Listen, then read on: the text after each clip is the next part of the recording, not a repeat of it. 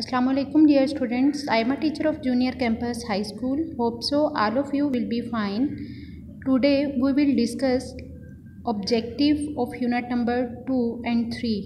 Basically आप ये भी कंसिडर कर सकते हो कि नेक्स्ट 2 से 3 लेक्चर्स के अंदर हमारी ऑब्जेक्टिव और वीएन मार्किंग वगैरह जाएगी. Now open the page. Fill in the blanks. Dash is the process by which plants produce glucose.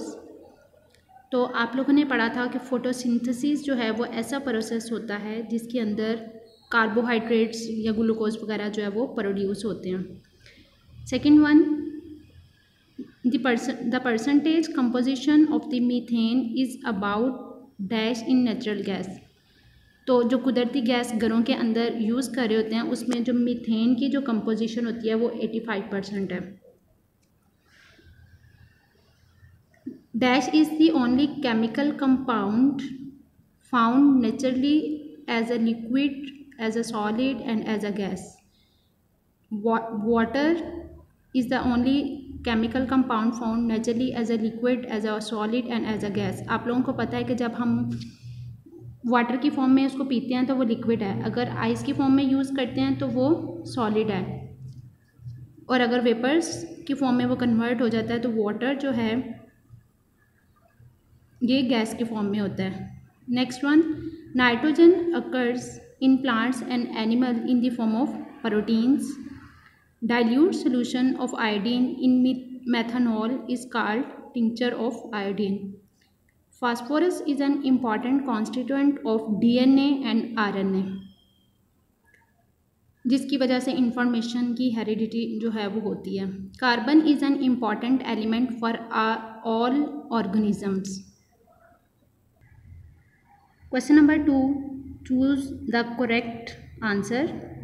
The form of carbon which is not crystalline is charcoal.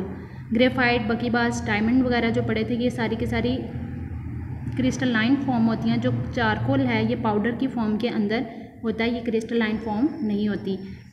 The process of converting atmospheric nitrogen to usable form is called nitrogen cycle. Oxygen and nitrogen react to form nitrogen oxide, और ये जो oxide further later on acid में convert हो जाते हैं लेकिन पहले oxide बनते हैं.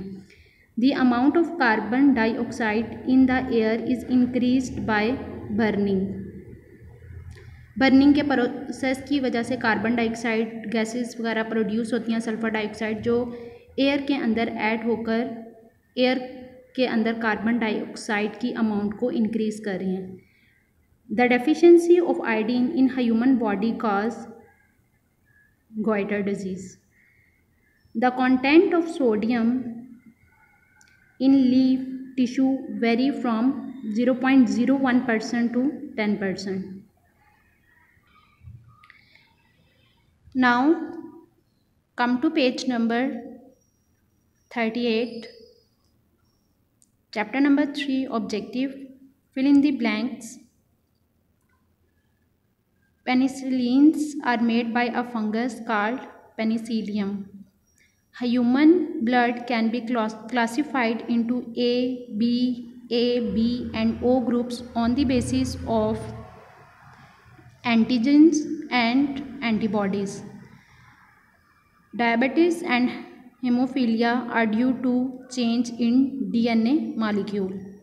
The products of fat digestion are called fat metabolism. Cephalosporin are obtained from fungus Melosporium. Question number 2. Put a tick against right question and cross against wrong question. Metabolism is a combination of anabolic and catabolic reaction. True. Fats are stored in the epithelial cells of a human body. False. क्योंकि adipose tissue of a human body के अंदर जो extra fat होती है वो store हो जाती है.